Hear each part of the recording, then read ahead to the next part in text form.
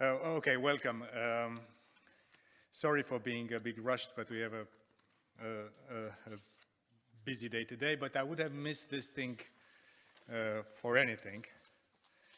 And I'd like to, Catherine, thanks so much for introducing me. A warm welcome to our friends and colleagues in the room, and of course everyone following us online.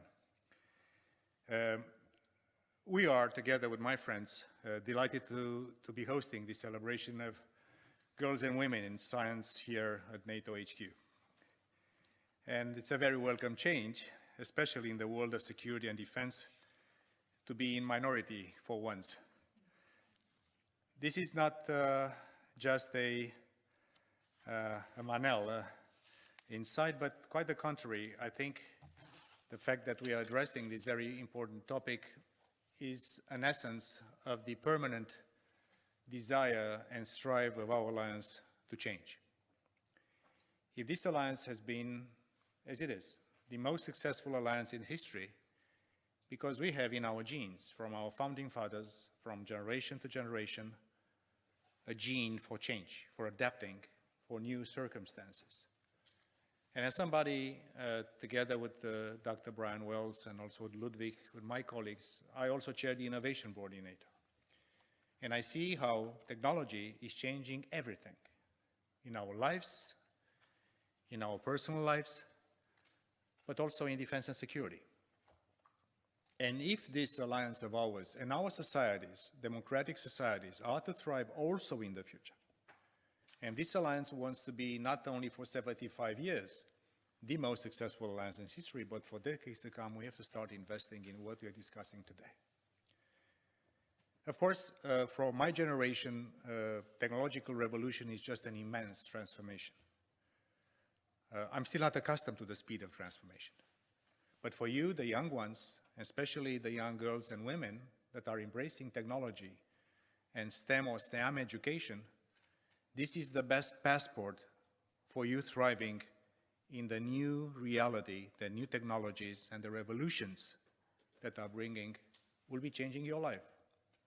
Everything we do as human species will be impacted by this revolution. And investing in the talent that our young girls and young women and adult leaders is just something which is absolutely essential for what we do. I remember a book from Walter Isaacson, one of the greatest biographers in the world, and he wrote a book about innovators. And of course, when we look, normally we think of Charles Darwin, of Einstein, of Isaac Newton, or whatever. But Marie Curie, or Rosalind Franklin, or many more and more Nobel Prizes laureates. But we have to do more, because what we do today is simply not enough. And I'm looking to the numbers. The picture is not that bright. While 1 in 3 researchers are female, women only make up to 20% of national science academies. This is wrong. It's not only wrong morally and ethically, it's also not good business. Because you're not, using the whole pool of talent that we have in NATO or in any other country or human society. And despite the shortage of technical skills, women are only 40% of computer science graduates, 28% of engineering graduates, and barely 4% of professionals in cutting-edge fields like AI. This is wrong. Ethically, politically, morally, but also in terms of business, the business of everything we do. So in today's more competitive and very dangerous world, technology is moving at a dizzying pace. We have this fantastic organization, which is the Science and Technology Organization that Dr. Brian Wells is leading, and his colleagues are leading. And of course, everything we do, our agencies, the NCIA, everything we do. And it's something which is very interesting. And I'm telling you because you're now young and very young, and I want you to put a seed of curiosity, ingenuity, innovation, and drive in my small presence or short presence with you today. Dr. Wells and his wonderful people are doing something which we call weak signals. So what do? They use AI, and they scan all the research, all the publications, all the weak signals that you have for very, very, very, very fresh ideas that might become mature technologies sometime in the future, and with a pace of transformation quite fast. And I think last time he briefed the Innovation Board, Dr. Wells, and your people about the idea that we are now moving towards new materials that will not be in the Mendeleev table. You see what I mean? There will be something that will be so new, so cutting edge, that will be able to replace everything that we have now in terms of this planet of ours, that we are depleting from resources. We'll be able to innovate and do something which is not from the Mendeleev table. And things like this can continue, continue, and continue. So, what to do is to start very young. I strongly encourage, not only here in NATO, but also in national education systems, in the public or private sector of education, to start very, very young. There are studies of neuroscience that tell that in the human brain, the centers that will be basically influencing the whole adult life are created in pre-K. I'm not saying to start from cradle all the way, but I'm saying that we should start, number one, very, very young. Secondly, we have to make sure that young women and girls are not giving up on STEM education because they are somehow discouraged by this kind of disparity that we see.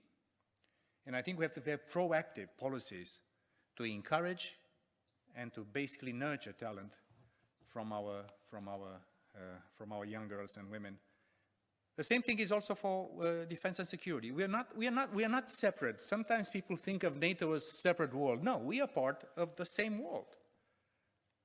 And today, the new definition of security is not only the barbaric war that we see waged by Russia against Ukraine. We see the definition of security becoming much broader. It's not only about tanks and fighter jets and satellites. It's also about cyber, about AI, about quantum computing, about biotechnology, about cutting-edge technologies that are also impacting on our life. So our success in the future depends on how well we do with the very young generation of girls and women that will be eventually embracing professions. And today, in everything we do in defense and security, and I'll close here because I have to chair a council, and Dragos, you see this guy with the pony thing? He's my chief of staff. He looks great. Everything we do in the future will depend on how successful we are today in investing more in you embracing science, technology. I come from a communist country. I lived half of my life under communism. And there's one thing that happened in our system, because social sciences were basically polluted by communist ideology. Exact sciences were the only refuge: math, biology, physics, chemistry, and that's why people coming from Eastern Europe are still very good. And even the number of girls attending technical sciences is a little bit greater than in the West. So sometimes it's something that I think we can show the others who believe are more advanced than we are. In a nutshell, I'm very happy that we do this. This is not just a one-off event, it's a policy in NATO. In everything you do, from human resources to encouraging, to do things, Irene Felin and her wonderful team are also doing a wonderful job in encouraging us. And here you have two of our most important leaders in tech, Dr. Brian Wells and Ludwig, they come from NCIA, is also approved, and also myself. And by the way, hello from Secretary General Stoltenberg. He's in Washington. He would have loved to be with you. I'm the lucky one today to be able to be with you. Best of luck. Invest in these professions of the future, and we hope that the numbers that are now so low will be soon replaced by normal numbers and having more women and girls in technology, also in defense and security. God bless. Thank you all. Keep up the good work. Now you can resume your communications with the outside world. Thank you.